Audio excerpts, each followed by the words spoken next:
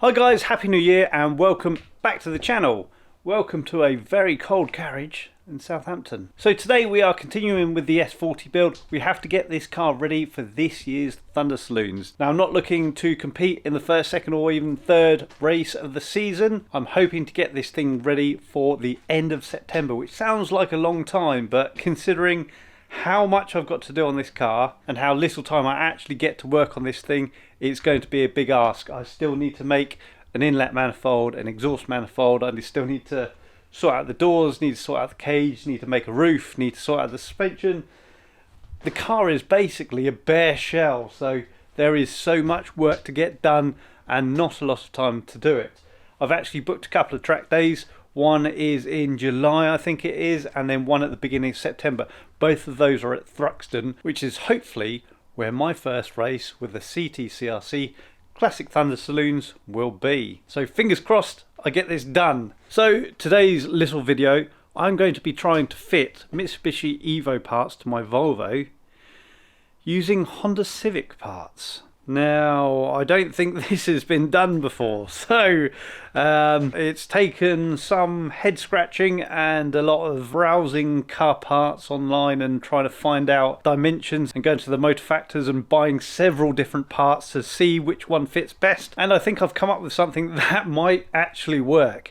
Now, this will be useful for not only people with Volvo S40s of this generation, but also to people that have an Evo 1, 2 and 3, because my idea is to use the front control arms from an Evo 6 Tommy Mackinnon edition and fit it to the subframe of my S40, which is the same sort of fitment as the Evos. So hopefully this information is useful for you guys, if of course this actually works. So this is what I have to work with. This is my original S40 subframe and these are my original control arms, and you can see it's fairly crusty looking. It's made out of pressed steel, and I did have some polyurethane bushes on the front and rear which I've removed out the front, and the ball joint has been removed from this end because I was originally going to keep these, blast them, get them powder coated and reuse them. But this is an Evo 6 Tommy Mackinnon edition lower control arm. As you can see, there are some similarities. They're the same shape to begin with. You've got a bushing at the front and some sort of joint here which is slightly different. So basically, if I pull that off, you've got the bushing which sits there in the subframe, and this piece here basically sandwiches it in there so it doesn't move, and you've got a traditional bushing at the front.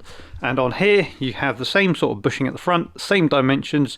It's an M12 bolt, so it does fit in over here. And then on the rear you've got this thing here which did originally have a bush in there, but I have cut that out because I'm going to be using another polyurethane bush. And kind of similar to this one, you can see it is offset from central, and that is to increase the caster. And I've got a similar bushing to go in here which is offset, which you'll see in a moment. So you might be asking, why am I trying to get these to fit on my car when I do have a set of control arms which do fit and obviously have increased caster and bushes and all things like that? Well, these are lighter. I can't tell you exactly how much. I've not got them on the scales yet. I'm willing to bet they're slightly stronger. Maybe, I'm not entirely sure, but they supposedly have slightly wider track and increased caster as well. I can't tell you exactly how much, but I think it will be a significant difference over the existing. Once it's all bolted up to the car, I think we should be able to see the front wheel slightly further forward in the wheel well. And I suppose when I get the tracking done, I'll be able to see what the figures are and see how that compares with standard. First things first, I'm going to quickly take a wire wheel to this to clean it up because it's a little bit grubby, and then we'll move on from there.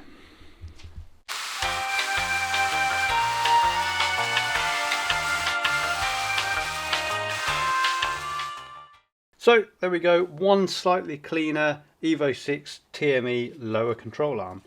So why couldn't I just bolt this to the car and used it as it was?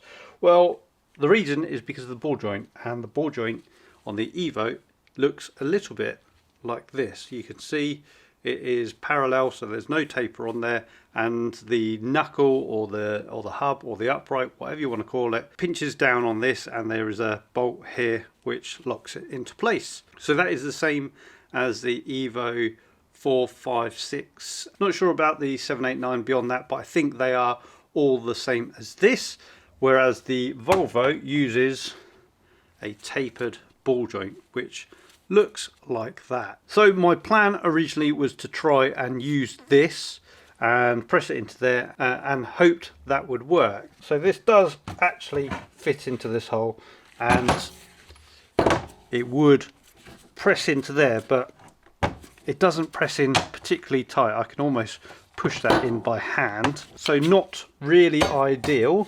As well as, if I push this back out,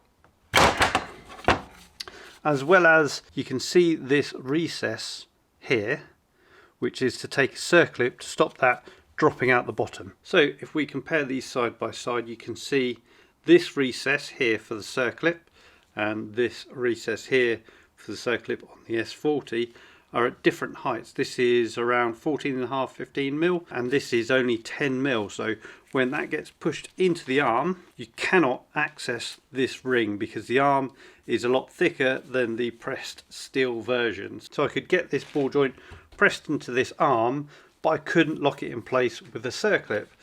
Now I thought about several different ideas, and I chucked one on the lathe, and I took this down because there is quite a thickness to this lip here, and basically took it down until I had 14.5 mil between this lip here and this recess.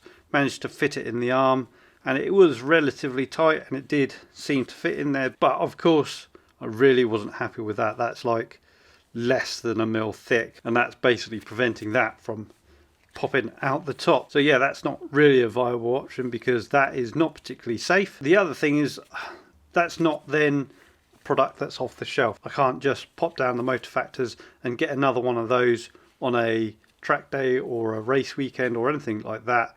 I can't just get one off the shelf and chuck it on the car. I would have to take it back home, get it on the lathe and make it fit. Of course I could buy a few of these and get them ready to go as spares, but yeah, don't want to do that. I'd rather be able to get something off the shelf that fits. So after a lot of trawling on the internet, trying to find out specifications of various different ball joints that have a M12 thread at the top and the correct taper and the correct diameter at the top of the taper and the correct diameter at the bottom of the ball joint and the depth of this recess for the circlip, I end up getting some of these. So these are for a Honda Civic. I think it's for an EE or EC or something like that. 1988. We'll probably see on the screen right now a list of cars that this is from.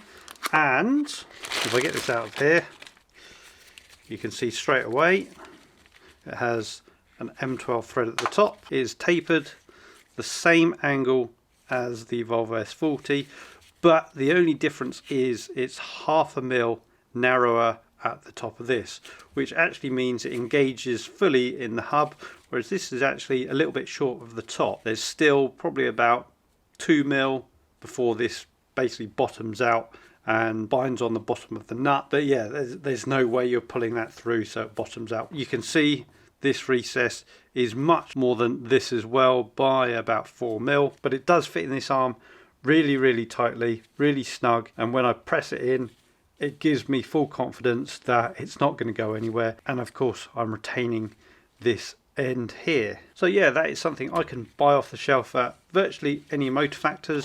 This comes from GSF. These are relatively cheap, I think about 15 quid each. I bought cheap ones for the time being because I just wanted to make sure this would work. The other beauty of this being from a Honda Civic is there are so many aftermarket parts for the Civics, and one of the things that I can get hold of quite easily and relatively cheaply is extended ball joints for roll center correction. So I'll probably be getting some of those soon, but I just want to get the car down on the ground, off the ramp and onto its wheels. So I'll be using these for now, and to be fair, I'll probably end up using these and seeing what it rides like, and if there's an issue with the angle of the lower control arms, I will get some roll center correction ones, which I think I found some for about 70 quid for the pair. So yeah, I'll be getting those exactly the same dimension of these, obviously, because they are designed for a Honda Civic. So they'll definitely fit these arms. I suppose enough chat. I'll get this pressed into here and show you what else we need to do to make these work properly. So no, I don't actually have a press, so I'm going to just use the vise to get this in. I know it's not right, but...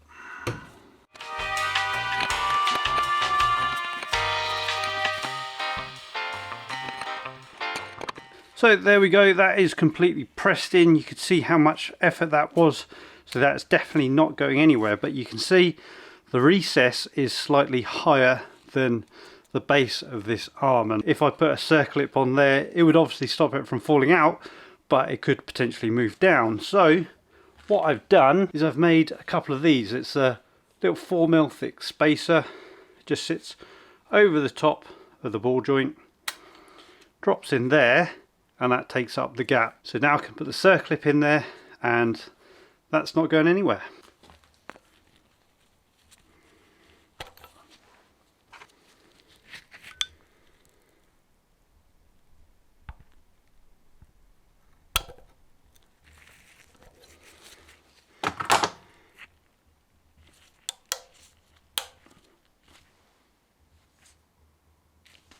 So there we go, the ball joint is in, the spacer's in, circlip is on, and that is not going anywhere.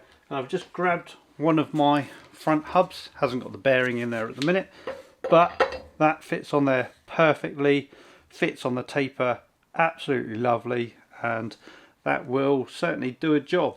I'm quite happy with that. It's taken quite a long time to find a ball joint that's going to work on this. I was trawling all of the Evo sites to see if I could find anyone that's done anything like this. I can't seem to find anyone that's put a Civic ball joint to make their Evo 456 arms work on an Evo 123. All they normally do is change this assembly here to a later style with a pinch on the end. So hopefully this is useful for those owners who don't want to change their hubs and want to run these arms. So I've got the ball joint swapped out on both of these arms now. Next thing on the agenda is bushes. Now I did originally order a set of Powerflex Black series for this. I ordered them from a shop in Somerset. Turns out I might have been scammed out of £150, but hopefully the bank can sort that out. I will name them in the description of this video. Definitely don't buy from there. I wish I had looked at some reviews first. It turns out that people have been spending money there and not receiving any of their goods, so definitely don't go there. I ended up going to White Line directly and buying a set of these front bushes, and I mentioned earlier about caster adjustment. If you look at the bush in here, you can see it's offset, which means that it effectively moves the ball joint forward and increases caster by ½ degree. Obviously I mentioned earlier these arms should increase the caster, and I've orientated my top mounts on my suspension to increase caster as well. If I've got enough caster, I might be able to dial that off and be able to adjust the camber on the top plates, but I also do have eccentric camber bolts on the hubs where they bolt onto the McPherson struts. So now I've got plenty of adjustability with my front suspension, which is great because I was actually intending on building some front arms from scratch using spherical bearings and rose joints and stuff like that. Basically, I don't have time to do that. This is a quick get around. Maybe if I do have time and I get the car ready for racing and I've got nothing else to do, maybe I'll make some then, but for now this should hopefully do the trick. Anyway, onto the bushes. I've started to press this in on my vise and it started to struggle a little bit. I don't want to break the vise.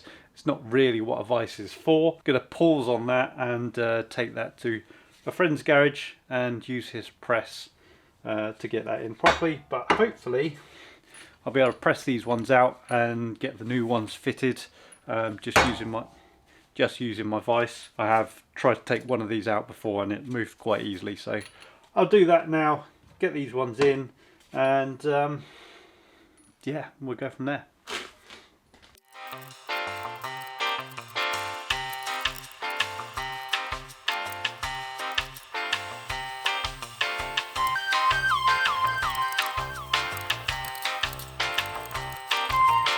So there we go, old bushes out. You saw that I had to heat up this one. It was a little bit tough to get out. Like I mentioned before, not meant to use the vise for stuff like this. So a little bit of heat on there expands the aluminium and it started to move a lot easier. So these bushes come with some bushing lubricant and they're designed to go on this surface here and on the inside of that, because these can rotate within these arms. You're not supposed to use the lubricant on these ones with the casing on them. They go in dry, but you do lube up the inside here.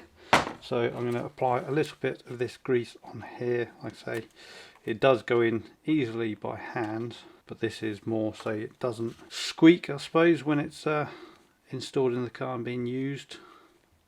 So around that face there and the inside of that flange, and then get it pushed in there like so.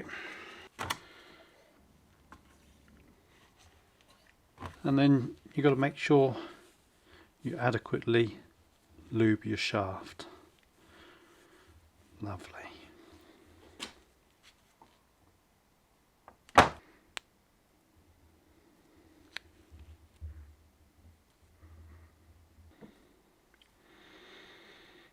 So there we are, guys. That is how I've used Honda Civic parts to fit my Mitsubishi arms into my Volvo S40 subframe.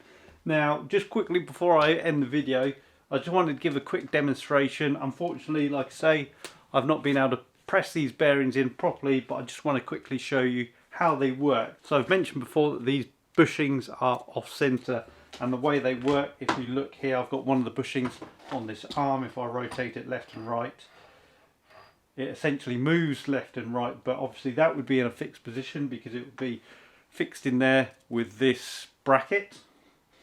So if I were to move it this way round, which is the way that you would have the bushing for increased caster, it would essentially force the arm this way to the outside of the car, which then in turn pushes the ball joint forwards. You can see that if I push that there, it moves the ball joint forwards and then increases the caster, which is essentially the rake on the coilovers. Anyway, that is it for this video. Hope you've enjoyed it. Hope it has been useful for you if you have an Evo or a Volvo and you want to put these arms on your car. If you've liked the video, hit the like button. If you've got any questions, drop them down in the comments below. And if you haven't already subscribed, please do so. We have reached over 2,000 subscribers, so if you are a subscriber, thank you very much. It is really appreciated. And yeah, I'll see you guys in the next one. Cheers.